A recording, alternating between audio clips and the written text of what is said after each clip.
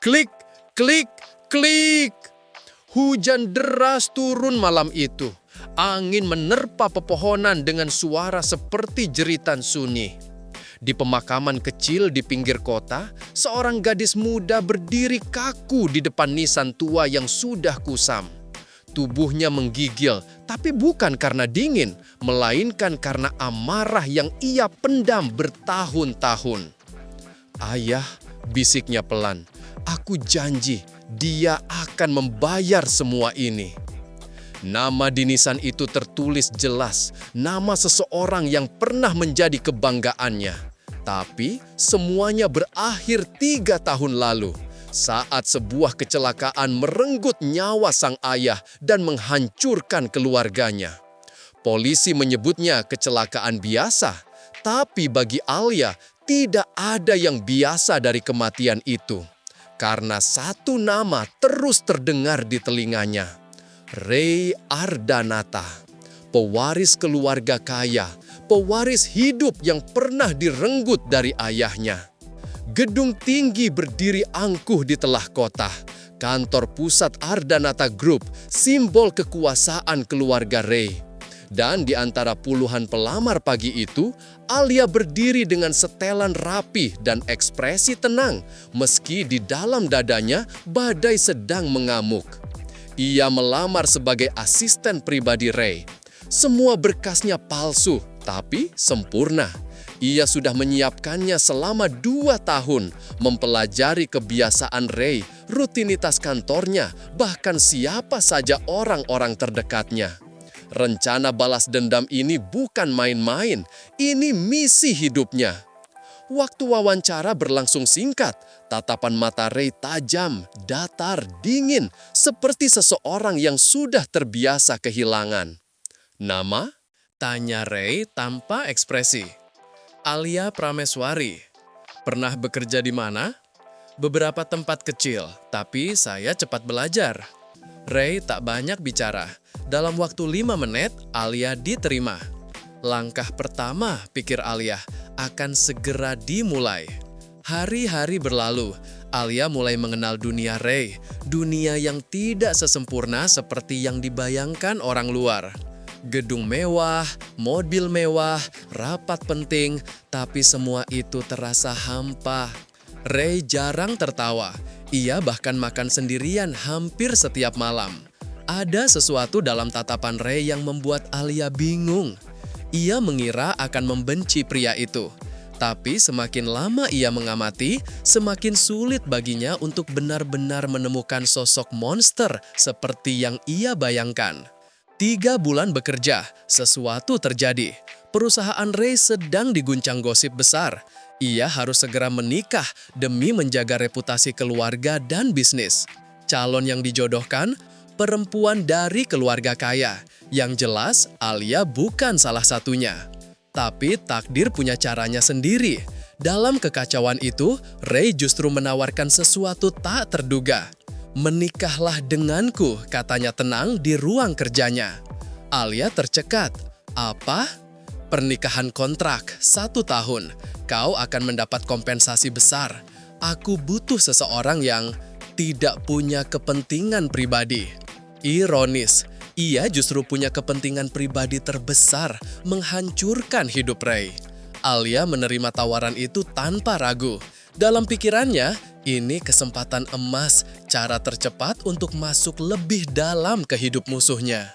Pernikahan mereka sederhana, dingin, tanpa senyum. Tak ada bunga, tak ada pelukan. Hanya 2 orang yang terikat dalam kesepakatan, bukan cinta. Malam pertama bukan tentang romantika, melainkan 2 jiwa asing yang hidup di bawah satu atap. Alia tinggal di rumah Ray, rumah yang megah tapi terasa seperti penjara. Setiap malam, ia mendengar suara Ray dari balkon, suara pria yang membaca surat-surat lama dengan nada lirih. "Siapa yang kau tangisi, Ray?" bisik Alia suatu malam. "Kenapa kau terlihat lebih hancur daripada aku?" Hari demi hari, tembok kebencian Alia mulai retak. Ray bukan pria sombong seperti yang ia bayangkan. Ia sopan, tenang, bahkan lembut dalam caranya sendiri. Ia tidak pernah marah padanya, bahkan saat Alia sengaja berbuat salah untuk memicu konflik. Pria itu terlalu tenang, terlalu hancur untuk membenci siapapun. Hingga suatu malam saat Ray tertidur di ruang kerja, Alia masuk diam-diam. Ia ingin mencari bukti, dokumen, surat, atau apapun yang bisa memperkuat rencananya. Tapi yang ia temukan justru berkas kecelakaan ayahnya. Dan di dalamnya sebuah laporan polisi asli, bukan salinan publik. Nama pelaku sebenarnya bukan Ray, melainkan pamannya, sosok berpengaruh dalam keluarga Ardanata. Semua bukti disembunyikan, dan Ray justru berusaha membayar semua ganti rugi demi menutupi perbuatan pamannya agar keluarga tidak hancur. Jadi, selama ini aku salah orang. Tangannya gemetar, nafasnya tersengal. Dendam yang ia pelihara bertahun-tahun runtuh begitu saja dalam satu malam. Kebohongan tak pernah bisa bertahan selamanya. Suatu pagi, Ray mengetahui kebenaran tentang Alia, tentang identitasnya, tentang rencana busuk yang ia bawa sejak awal. Semua terungkap dalam satu percakapan singkat yang membekas selamanya. "Alia, siapa kau sebenarnya?" tanya Ray, suaranya bergetar untuk pertama kalinya. Alia tak sanggup bicara, air matanya jatuh satu persatu. Ray menatapnya tajam, bukan dengan benci, tapi dengan kekecewaan yang terlalu dalam. Jadi, semua ini kebohongan. "Ray, aku..." Cukup. Ia pergi meninggalkan Alia sendirian. Rumah yang dulu sunyi, kini lebih sunyi dari sebelumnya. Dan yang paling menyakitkan, Alia menyadari satu hal. Ia tidak hanya kehilangan dendamnya, ia juga kehilangan orang yang diam-diam mulai ia cintai. Ray berniat menceraikannya. Ia lelah, terluka, dan tak mau ada siapapun lagi di dekatnya yang menyimpan rahasia. Tapi sebelum semuanya selesai, paman Ray bertindak. Paman itu merasa posisinya terancam. Alia mengetahui kebenaran, maka ia memerintahkan orang-orangnya untuk menyelesaikan masalah. Malam itu, Ray dan Alia terjebak dalam insiden mematikan. Mobil mereka dibuntuti, tembakan dilepaskan. Jalanan hujan menjadi saksi bisu bagaimana dua orang yang awalnya saling membenci kini berjuang bersama untuk bertahan hidup. "Lari Alia!" teriak Ray sambil menarik tangannya. "Aku nggak akan tinggalkan kamu!" balas Alia. Di tengah baku tembak, Ray melindungi Alia, bahkan ketika peluru bersarang di bahunya. Darah mengalir deras, tapi ia tetap berdiri di depan Alia, melindunginya seolah hidupnya bukan miliknya sendiri lagi. Ray terjatuh, Alia berlutut di sampingnya, berteriak histeris. Hujan turun makin deras, membasahi tubuh mereka. Ia menggenggam tangan Ray erat-erat, menolak melepaskan. "Jangan mati, tolong jangan mati, aku mohon." Ray membuka matanya samar-samar. Ia tersenyum kecil, bahkan dalam keadaan sekarat. "Kenapa kau menangis? Bukankah ini yang kau mau dari awal?" Alia menangis keras.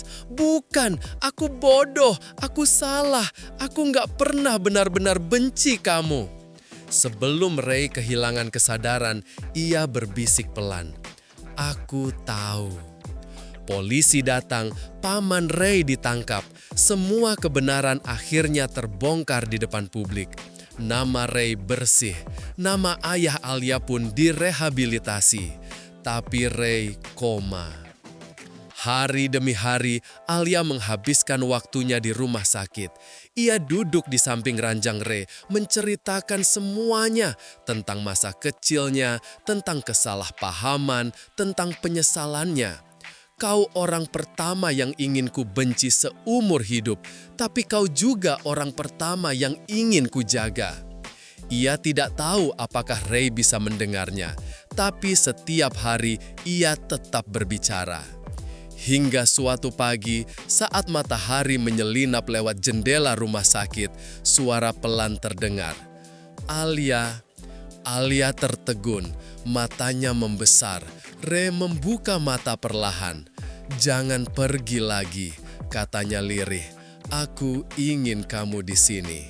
Alia menangis, tapi kali ini bukan air mata dendam, bukan penyesalan, tapi rasa syukur karena ia masih diberi kesempatan untuk mencintai orang yang dulu ia salahkan. Beberapa bulan kemudian, Ray dan Alia menikah lagi, tapi kali ini bukan karena kontrak, melainkan cinta. Rumah megah yang dulu terasa seperti penjara, kini dipenuhi tawa. Luka lama tak benar-benar hilang, tapi mereka belajar menyembuhkannya bersama.